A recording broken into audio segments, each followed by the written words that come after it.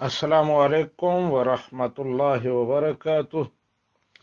पाकिस्तान से ओवैस साहिब पूछते हैं कि तफसीर की किताबों को बगैर वुजू उठाना और छूना कैसा है।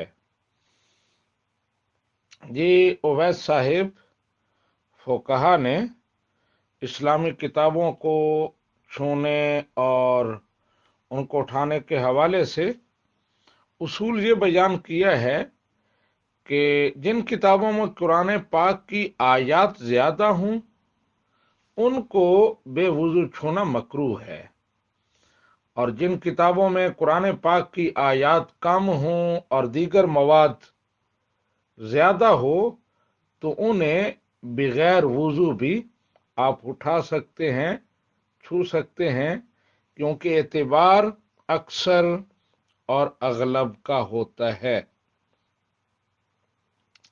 और फिर यह भी है कि वो किताबें जिनमें आयात कुरानिया बित्तबा लिखी जाती हैं, यानी असल मकसूद कुछ और होता है, लेकिन बित्तबा आयात भी लिखी जाती हैं, उनको बगैर वुजू छूना जायज है, उसमें कोई कराहत नहीं है।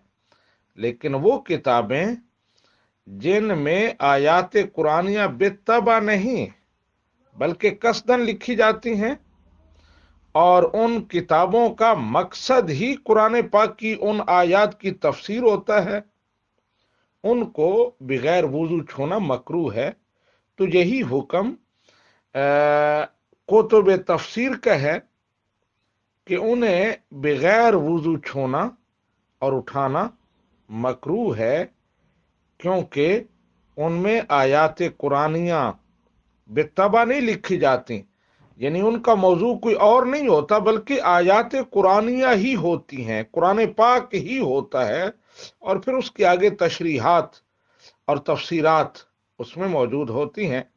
लिहाजा कोशिश करनी चाहिए और इह्तिमाम करना चाहिए कि कुतुब तफासिर को वुजू के साथ उठाया जाए, वुजू के साथ छुआ जाए।